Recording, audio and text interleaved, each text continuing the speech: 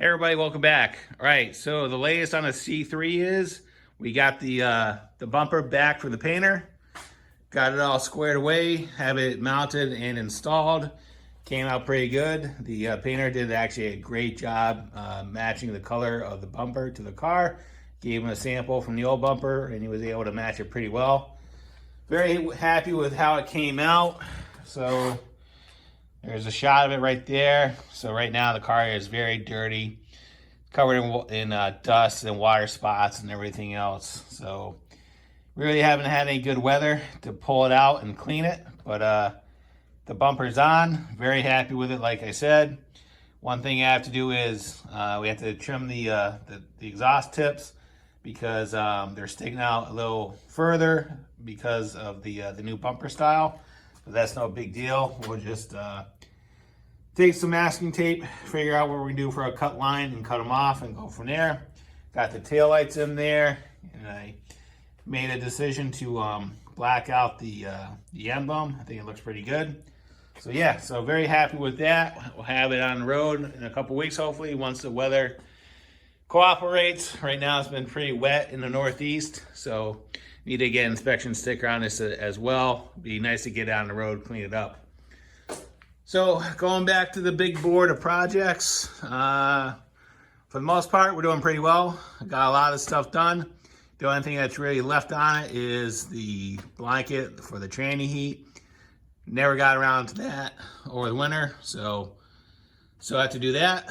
So now that the project list is complete, we need to add some new stuff to it. So we'll be doing the new give back sled for 2023. I already have something lined up for that. But in the meantime, I went and scoured some stuff on Marketplace and I picked up this guy, right? So in case you don't know what this is, it's not a Polaris. It's actually a 1996 Ski-Doo Formula Z 583, right? And some may be wondering, say, hey, why is this thing in there?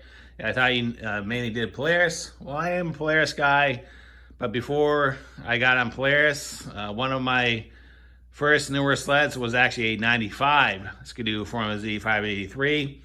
And it's actually one of the first sleds my stepson had actually ever rode. So we do have somewhat of a connection to these old F chassis sleds, and I actually know them pretty well. So picked this up at Marketplace last weekend. Got a pretty good deal on it.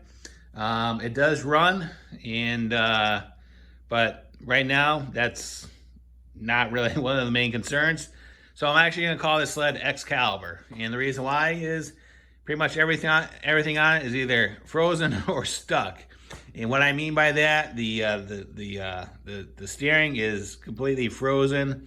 It does turn a little bit. I've been soaking it down with some PB Blaster, but it's very hard to turn on one hand. So I have a feeling what's going on is this sled actually sat in the rain for at least 2 or 3 years from what I can tell. And I think one of the spindles is just frozen in the trailing arm. So what we'll do is we'll pop those out and try to isolate where the issue is with the steering. Another issue is right now I went ahead and pulled the carbs off. Well, I pulled one carb off and we got it pretty clean. And basically the other part, well, the other carb is still on the sled. And the reason why is there is a slide that is stuck in the body of the carb, right? So there it is right there. And basically what I'm talking about is if you grab the flipper, that's all it does. And the reason why we have this play is because the cap is off the body, right? All you're doing is pulling the cap away. So what's going on is because this thing sat outside for 2 or 3 years, some corrosion got into the body of the carb, and there's some corrosion on the slide that's preventing it from being pulled out. So right now we have it sitting in the Forbidden Kool-Aid, which is a mixture of ATF and acetone, right? And I've posted this question, hey, what's the trick to getting this thing out?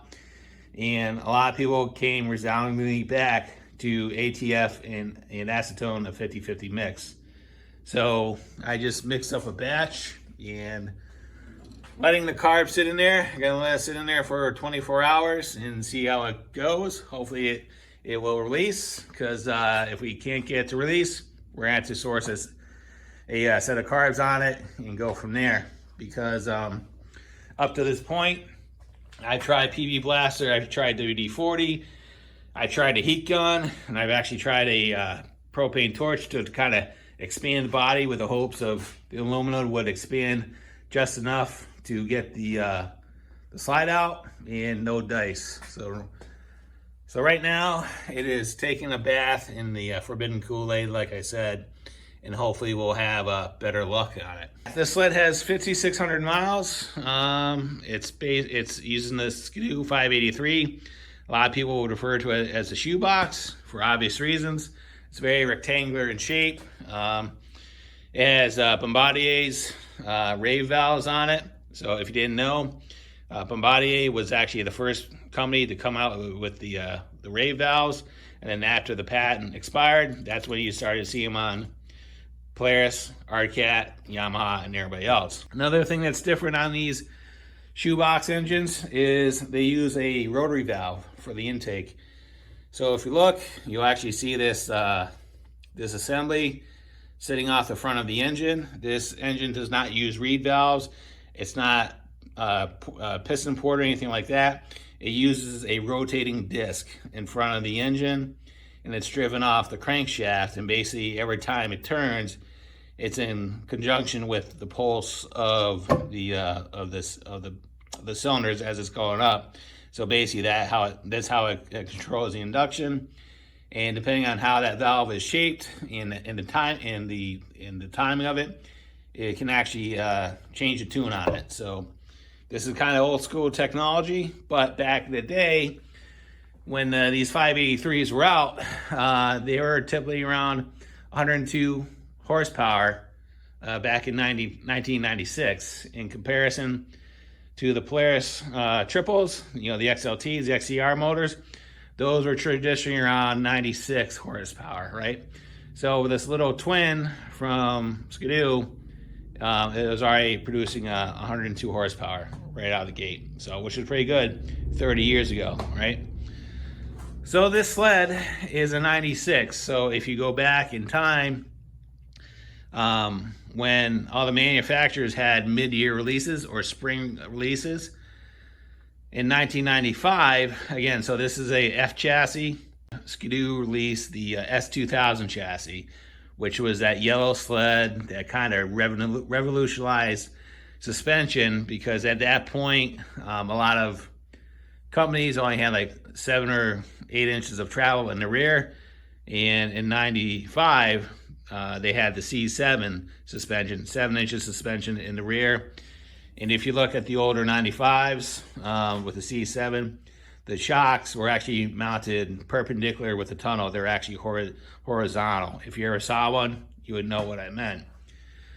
So in 95, when the S2000 came out and the MXZ 583, that yellow sled, which was a spring release, they came out with the SC10 suspension. In 1996, even though this was a F chassis, all the twins in the F chassis came with the SC10 suspension in the rear. The C7 was gone, so now you have a true 10-inch suspension in the rear. So that was the last year of the F chassis with the SC10. After that, there were no more, and it strictly went over to the S2000 chassis. So this sled is kind of a albatross or white elephant. So it only existed 1 year with that rear skid. After that, it was done. So this sled is kind of unique. But what we're gonna do what we always do around here. We're gonna bring life to these neglected machines, and we're gonna bring them back and kind of bring them back to their former glory. And we'll see how this one comes out, whether or not we'll keep it. So, because I have a tendency, if you haven't noticed, I tend to fix stuff up and then never ride it, and then I sell everything. Case in point, I sold it. I fixed that Ultra. I spent pretty much all summer on that. I rode it twice, sold it. Then I had the 92 XCR 440. Did a lot of work on that.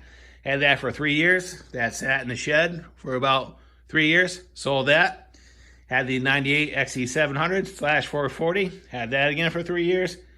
Rode it twice, and I sold it. So, because again, I'm under the belief if you do all this work, they're meant to be ridden, not to be sitting in the shed collecting dust. So, it's to the point where I just move stuff on. So what we're gonna do is we're gonna go through this guy. We're gonna make it the best that we can. I'm sure we're going to source some parts, but again, that's part of the process on these things. All right, guys, I hope you like this. If you have any questions, thoughts, concerns, whatever they may be, go ahead and leave them in the comments box. I'll get back to you as soon as I can. But as always, thanks for watching and have a great day. See ya.